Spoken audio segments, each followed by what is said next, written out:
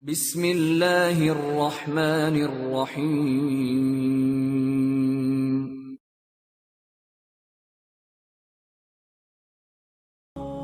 جمال الوجود بذكر الإله وتصفو الحياة بنور هداه جمال الوجود بذكر الإله وتصفو الحياة بنور هداه وتطلب نفس له طاعة ويبلغ سعد إلى منتهى. Baik, para jamaah dirahmati Allah SWT. Di sini saya akan menjelaskan 3 ayat. Nanti dibuka ya. Yang punya HP bisa dibuka, ada Al-Qur'annya, silakan dibuka. Ya. Buka di dalam Al-Qur'an. Ya, kalau bisa punya HP ini diisi Al-Qur'an. Nah, jadi seperti ini ya. Ada Al-Qur'annya, nanti enak kalau nggak bawa Al-Qur'an. Al-Qur'an muslimah atau Al-Qur'an muslim nanti bisa dibuka. Jadi kita kalau mau baca Quran, nggak baca Al-Qur'an, kita bisa baca Quran dimanapun. Enaknya kalau di sini ya, artinya apa? Bisa dibawa kemanapun. Nah itu. Kalau kita nggak bawa Al-Qur'an misalkan. Nah ini kita buka di dalam surat Al-Furqan, surat yang ke-25. Surat yang ke-25, ayatnya 27, 28 dan 29. 3 ayat. Saya akan cerita tentang ayat ini berdasarkan tafsir para ulama bagaimana menjelaskan ayat ini. Jadi ayat ini cerita apa? Ketika nanti pada hari kiamat. Saya cerita, tapi kasusnya nanti pada hari kiamat. Sudah diceritakan oleh Allah sekarang ini sebelum kita mati. Sebelum bapak ibu saya ini meninggal dunia. Makanya diceritakan oleh Allah di dalam Al-Quran supaya kita tidak menyesal. Tidak menyesal. Baik, para jamaah bapak ibu dirahmatullah SWT, perhatikan di dalam surat Al-Furqan surat 25. Surat 25 ayat 27. Ya. Sudah ketemu Mas ya? Sudah ketemu? Akan kita bahas. Allah Subhanahu wa taala menjelaskan di dalam surat Al-Furqan ayat yang 27, wa yauma ya'adud dzalimu 'ala yadayhi yaqulu ya laitani ittakhadtu ma'ar rasuli sabila. Perhatikan ayat ini. Dan ketika nanti pada hari kiamat, ketika mereka menghadap Allah di padang mahsyar, mereka akan mempertanggungjawabkan semua amal yang dikerjakan semasa hidup di dunia ini. Mereka akan menghadap Allah sebagai hakim tunggal. Alaihissallahu bi ahkamil hakimin. Bukankah Allah itu adalah hakim yang paling adil? Nanti akan ditegakkan mizan, timbangan keadilan. Betul-betul akan diadili dengan Allah dengan seadil-adilnya. Tidak ada yang didolimi. Bahkan sampai binatang yang disiksa saja itu akan diadili oleh Allah, ya. Dan yang menyiksa nanti akan dituntut oleh Allah Subhanahu wa taala. Apalagi manusia. Apalagi manusia membunuh manusia. Loh, ini binatang kecil. Lek mate ini disiksa. Diogok-ogok, soget-soget. Nah itu. Kalau membunuh, bunuh langsung, mati, tidak boleh dibakar ya. Jadi kalau membunuh binatang tidak boleh dibakar. Nah ingat, dan tidak boleh disiksa. Bunuh ular, gecek mati. Tidak boleh dibakar, ya, tusuk-tusuki, diedet-edet, tidak boleh. Kenapa? Ini melanggar syariat dan nanti akan dituntut oleh Allah. Itu adalah makhluknya Allah. Meskipun dia binatang jahat, binatang yang berbisa atau bahaya, tetap cara membunuh Islam ini mengajarkan dengan aturan yang benar. Apalagi membunuh orang yang tidak bersalah. Dan yang paling besar dosanya membunuh orang mukmin tanpa alasan yang benar. Nah ini, membunuh orang kafir aja nggak boleh. Membunuh orang kafir aja nggak boleh kalau tanpa ada alasan. Tidak perang ya, kalau tidak perang nggak boleh. Ya, itu dosa besar. Apalagi membunuh orang mukmin gara-gara utang, gara-gara diselip, akhirnya tukaran paten-patenan. Ya, hati-hati. Bahaya ini. Makanya sampai Nabi SAW menjelaskan, lazal dunya ahwanu indallah min qatli mu'min bi ghairi haqqin. Di dalam hadis Imam Ahmad dikatakan, seandainya dunia dan seisinya ya itu lenyap semuanya, hilang semuanya, itu bagi Allah itu remeh ringan menurut pandangan Allah daripada seorang muslim yang nyawanya hilang begitu sia-sia, dibunuh tanpa alasan yang benar. Satu loh, orang mukmin ini bagi pandangan Allah itu luar biasa nilainya. Satu, bagaimana kalau 6? Makanya para ulama itu mengatakan ketika ada seorang mukmin dibunuh tanpa alasan yang benar, arsy Allah itu goncang. Arsy Allah itu goncang. Kenapa? Tanda kemurkaannya Allah tampak nanti. Dan orang yang membunuh tadi dilaknat sampai hari kiamat, sampai dia mati dan sampai hari kiamat kalau dia tidak bertobat. Kalau dia tidak bertobat. Nah, itu. Jadi mereka yang membunuh itu 6 syuhada itu kalau tidak bertobat, ya minta ampun kepada Allah, menyesal, dilaknat sepanjang hidupnya oleh Allah sampai di liang kubur dilaknat, disiksa bisa-bisa, disiksa yang berat. Alhamdulillah. Para jamaah, kita lanjutkan. Ketika nanti pada hari kiamat, ya'adud dzalimu alayhi yaqulu ya laitani. Orang-orang dolim semasa hidupnya dolim, dia banyak berbuat kezaliman. Saya katakan tadi, dolim itu adalah melakukan satu bentuk perbuatan yang melanggar aturan Allah.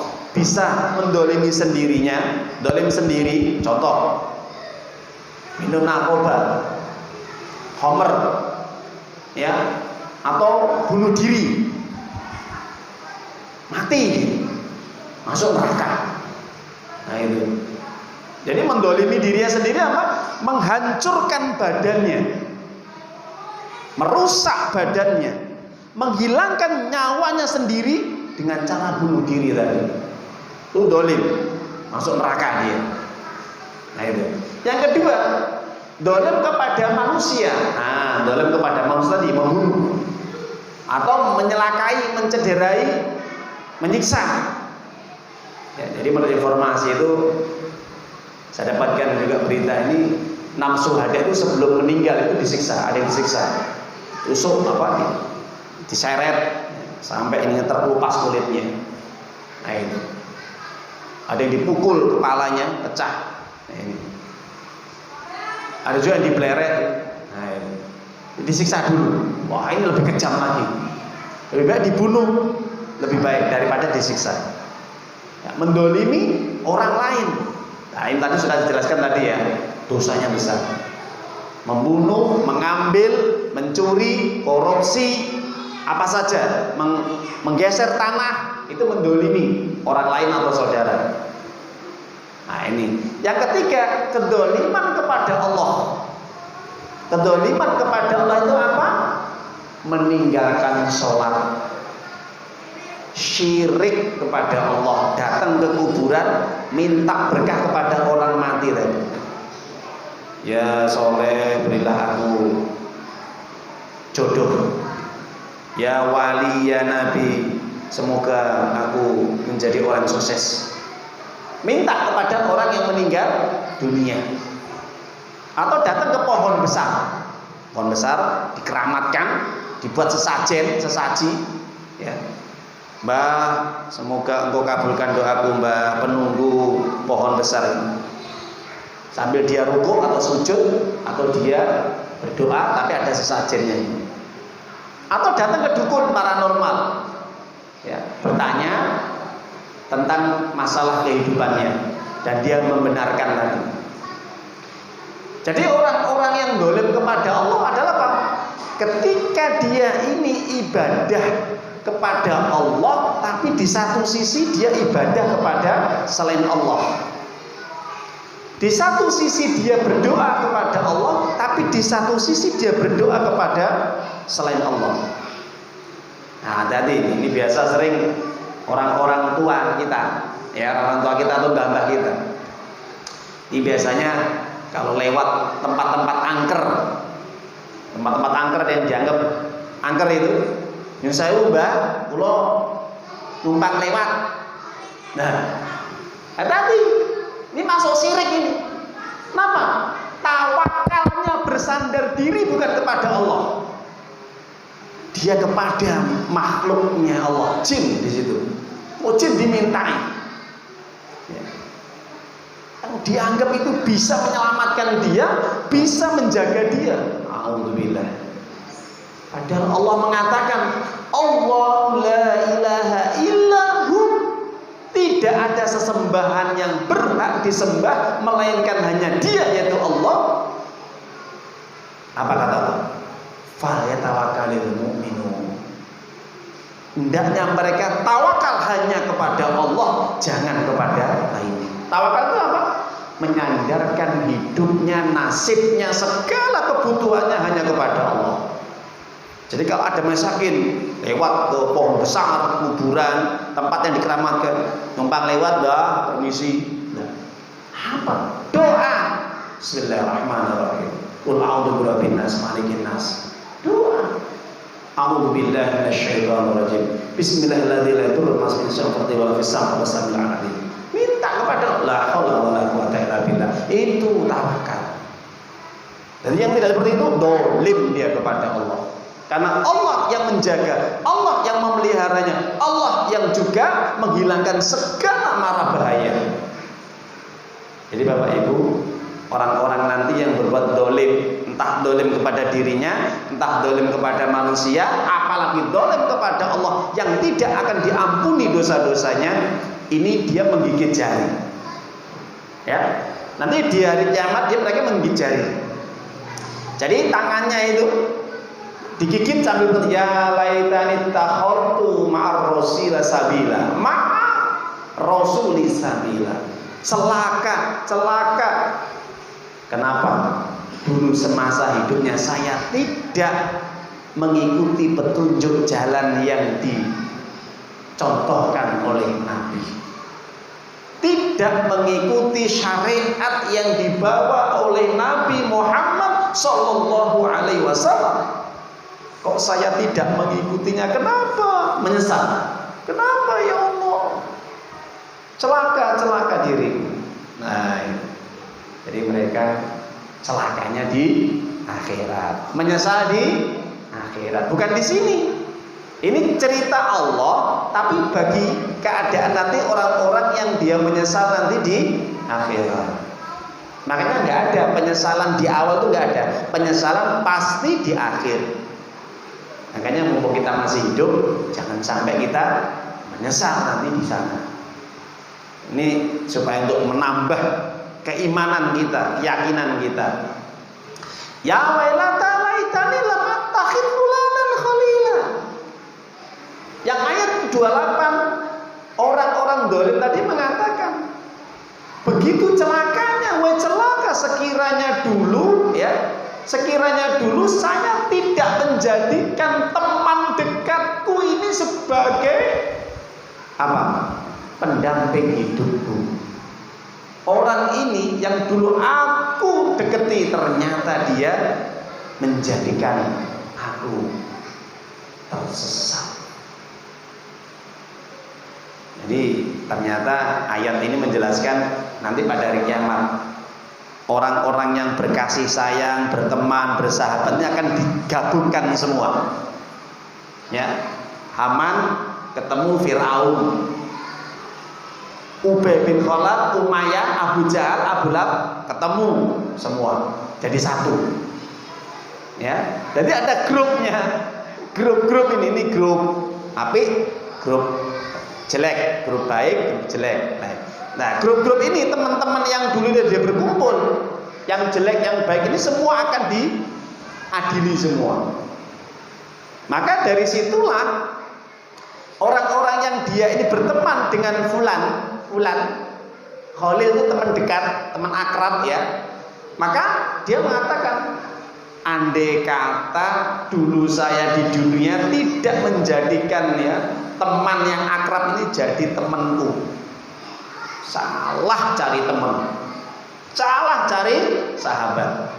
Maka dari situ para jamaah dia mengatakan, laqad adallani ani dzikri, sungguh temanku yang dulu aku jadikan teman akrab, sahabat dekat, teman ngobrol, teman jagongan, teman minum, teman mabuk, teman zina, teman apapun perbuatan-perbuatan dosa dan maksiat, adallani ani dzikri ija'ani, dia telah menyesatkan aku dari petunjuk Allah Al-Quran sehingga aku menjadi orang yang tersesat di jalan Allah.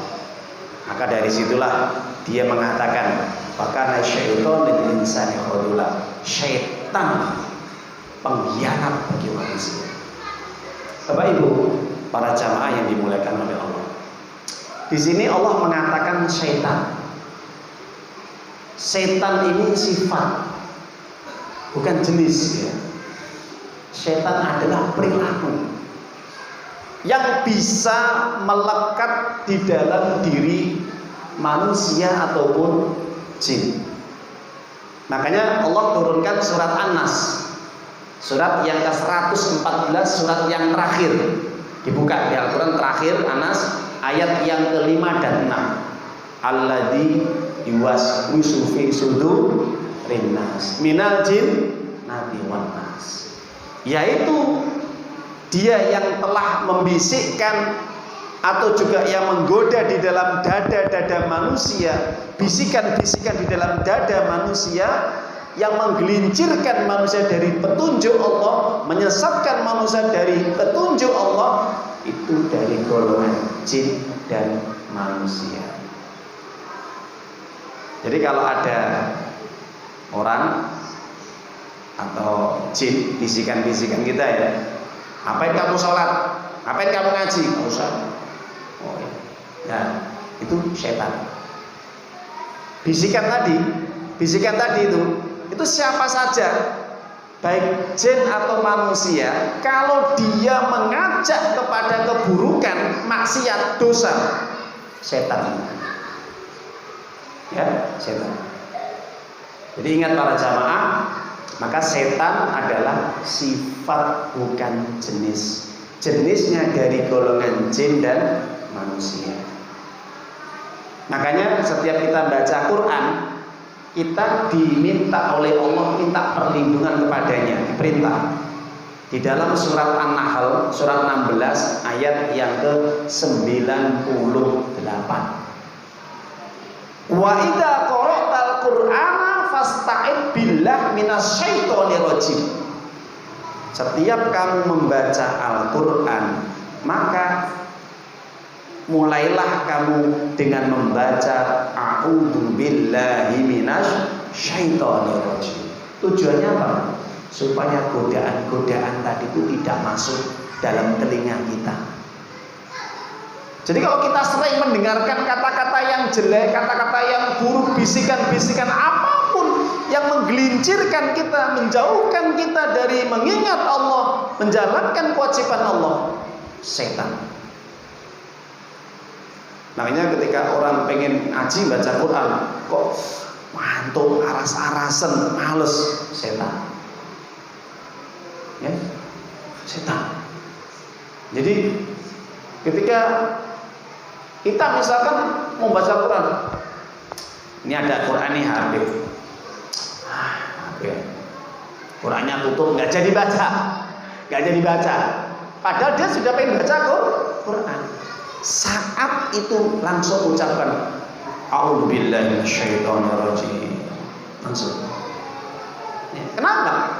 Karena setan berusaha untuk menjauhkan kita dari Al-Quran. Maka langsung baca A'udzubillahi minasyaitonirrajim. Langsung baca Quran. HP-nya nanti dulu. Nah, jadi itulah tujuan yang dimana setan ini pengkhianat bagi manusia. Dia tidak pernah menepati janjinya. Makanya para jamaah, sedikit saya cerita juga. Pada hari kiamat nanti ketika jin dan manusia itu dikumpulkan, maka iblis di situ hadir. Iblis itu mbah buyutnya ya. Jadi mbah buyutnya jin-jin tadi itu iblis. Karena iblis juga kalangan dari jin. Tapi yang pertama kali iblis. Nah, iblis nanti dia berkhutbah. Ustaz, khutbah ada. Iblis nanti berkhutbah. Khutbahnya iblis itu dia menyatakan bahwa hari ini aku berlepas diri dari kalian dan aku tidak bertanggung jawab. Karena apa? Iblis merasakan dia sudah divonis sebagai penduduk neraka. Nah, kalian malah mengikuti langkah-langkahku, mengikuti keinginanku dan bisikan-bisikanku. Udah berlepas diri. Padahal aku sendiri takut kepada Allah. Iblis takut kepada Allah, nanti pada hari kiamat menyesal dia.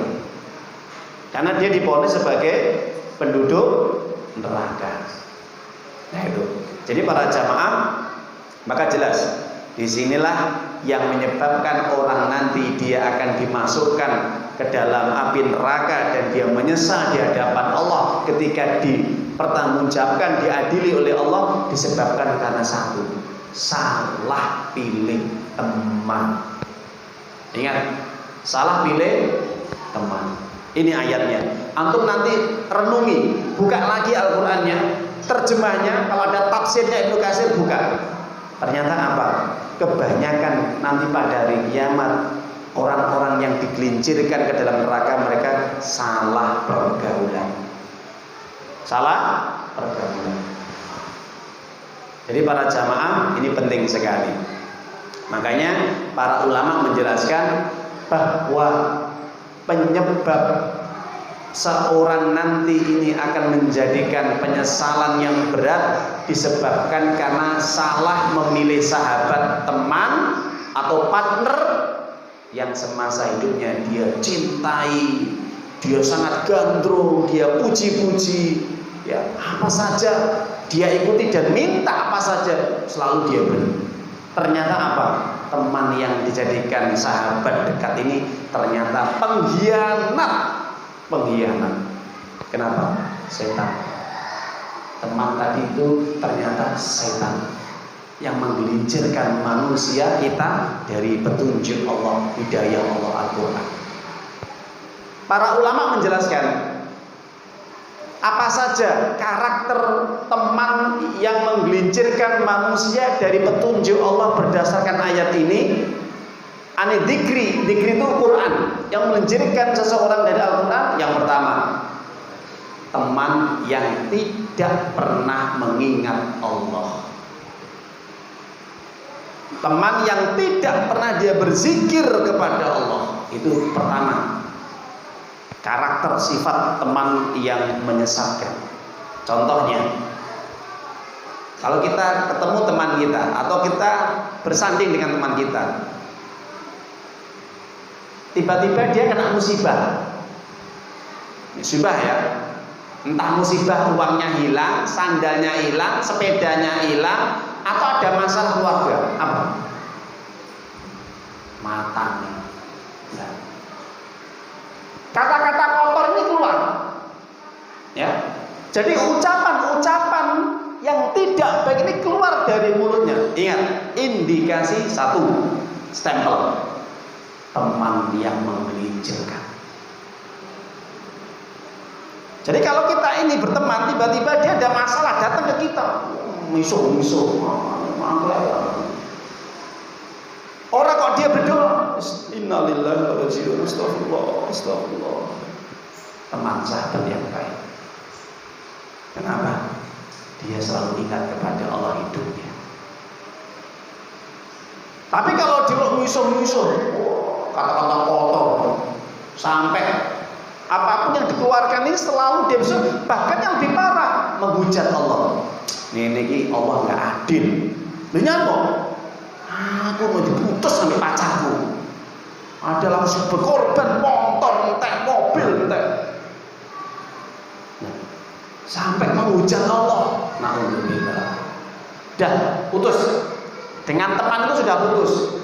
Suruh dia tobat, suruh dia istighfar. Kalau tidak mau, selesai. Sampai di sini persahabatan kita. Kenapa? Kamu tidak sabar dan kamu tidak tawakal kepada Allah. Kamu tidak mengingat Allah. Seharusnya kalau dikasih musibah, ingat kepada Allah. Makanya Allah turunkan ayat fadkuruni adkurkum. Ingatlah kepadaku ke dalam kondisi apapun, aku akan ingat kepadamu. La in syakartum la azidannakum wa la kafartum in adzabi lasyadid. Kalau kamu kufur kepadaku, siksaku berat. Teman yang tidak pernah berzikir mengingat Allah dalam situasi apapun. Ingat ya, Bapak Ibu, saudara-saudaraku, kalau ada teman dia mulutnya nggak pernah zikir kepada Allah, itu teman yang menggelincirkan. Saya dulu pernah waktu SMP itu berkawan dengan teman yang tidak baik. SMP ya, pengalaman saya. Jalan ke Sandung dia. Sandung. Ya mungkin saya metu getiye berdarah. Mangklek. Malah miso. Bukan kok inna lillahi wa inna ilaihi rajiun. Miso. SMP gitu. Ya, karena belum tahu. Tetap miso. Mangga miso terus. Berarti pegangin kakinya yang berdarah itu sambil miso terus. Kata-kata kotor keluar. Ini teman yang menyesatkan dari jalan Allah dan menggelincirkan ke dalam neraka. Kenapa? Dia ketika dikasih musibah, bukan kok dia mengingat kepada Allah dan sabar, tapi dia kufur kepada Allah. Satu. Yang kedua, teman yang menggelincirkan, menyesatkan seseorang dari jalan yang benar berdasarkan ayat ini adalah selalu mengajak kepada perbuatan maksiat. Mengajak perbuatan maksiat. Ayo. Nah, kalau acame. Ayo minum. Ayo zina. Diajak maksiat. Nah, jadi ketika teman itu senang dengan berbuat maksiat itu, dia luapkan supaya ada temannya yang juga mengikutinya. Makanya tugasnya setan itu apa? Mengajak orang berbuat maksiat. Makanya Allah turunkan di dalam surat Al-Baqarah, bisa dibuka ya, ayat yang ke-168. Al-Baqarah 168. Apa kata Allah? Ayuhan nas, kulu min thayyibati ma. Ya ayuhan nas, kulu halalan thayyiban. Wala tattabi'u khutuwatish syaitan. Innalakum aduwwun mubin. Innama ya'muru bisyu'i wal fahsya' wa an taqulu 'alallahi ma la ta'lamun. Hei manusia, makanlah yang baik-baik dan halal. Halal baik yang Allah rezekikan kepadamu. Jangan mengikuti langkah-langkah setan, kata Allah. Jangan mengikuti keinginan setan. Kenapa? Setan musuh yang nyata bagimu, musuh beratmu. Jadi setan itu harus apa? Musuh. Jangan dijadikan teman. Kenapa? Karena tugas setan ini ya muru bisyu wal fasya wa antakulu 'alallahi ma la ta'lamun. Setan ini mengajak tiga. Satu, fasya, zina, perbuatan keji. Dua, ya, fahsya, ya, antakul, su itu perbuatan dosa jelek, ya. Su itu sesuatu yang jelek-jelek lah. Fahsya, zina, perbuatan keji, homo, dan yang lainnya.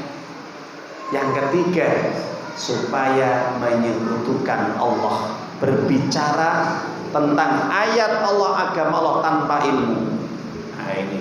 Jadi kalau ada orang yang suka berdusta atas nama Allah, mendustakan ayat-ayat Allah, nggak yakin percaya dengan siksa kubur, hari kiamat, surga neraka, janji-janji pahala dan yang lainnya, ancaman neraka, itu syaitan yang tujuannya untuk mendustakan ayat Allah.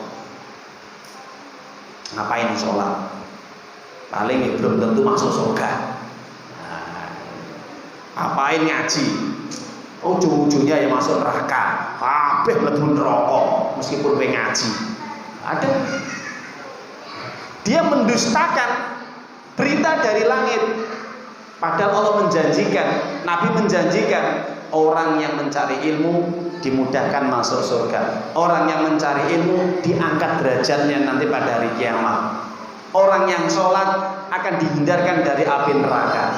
Orang yang sholat membedakan itu orang kafir dengan orang mukmin. Ini didustakan. Jadi ada Pak Bu ya, ngapain sholat? Paling ujung-ujungnya masuk neraka. Kok tahu dia? Berani berdusta. Nah ini. Ya, jadi para jamaah ini hati-hati. Yang kedua, yang ketiga, para ulama menjelaskan teman yang menggelincirkan adalah dia ini, ya, selain dia mengajak kepada perbuatan-perbuatan buruk, dia itu senang kalau ada temannya itu berbuat maksiat dan dia tidak mencegahnya. Tadi ngajak, ini malah membiarkan. Jadi kalau temannya maksiat ini dibiarkan. Bahkan kamu tadi zina ya, ini tak tambah lagi besok lagi ya. Nah itu. Atau ada temannya yang minum khamr, ya. Berapa? Won dia. Nah itu. Jadi malah dia ini mendukung dan membiarkan. Tidak diingatkan tapi malah dia biarkan. Ada temannya nggak sholat, nggak apa-apa, nggak sholat. Surga neraka usane dewi-dewi lain. Bukan kok diingatkan, ayo sholat, ayo. Itu kunci kesuksesan dan keselamatan hidup sholat. Nah, ada temannya nggak sholat malah dibiarkan, malah seneng dia, seneng. Nah, berarti tega kalau ada temannya masuk neraka itu tega dia. Sama dalam keluarga kita. Kalau ada keluarga kita nggak ibadah, ini kita kok ridho, seneng, kan? Itu menunjukkan bahwa kita ridho kalau dia masuk neraka. Seharusnya dalam hati kita, ya Allah, berilah petunjuk kepada keluargaku, kepada orang tuaku, berilah petunjuk kepada saudaraku, teman-temanku, supaya dapat hidayah dan dia masuk surga. Malah doakan.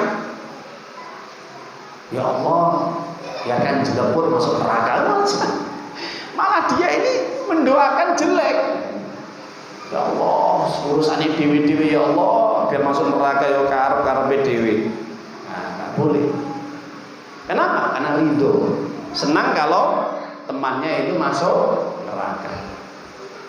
Yang keempat, ketika ada seorang teman ini mendapatkan musibah ujian, dia tidak mau tahu. Dia tidak punya rasa iba, rasa untuk saling menolong dan membantunya. Ini teman yang tidak baik. Contohnya, ada temannya kena musibah, sakit, kecelakaan, meninggal dunia. Dalam hatinya ini dia nggak ada rasa iba, terenyuh, prihatin.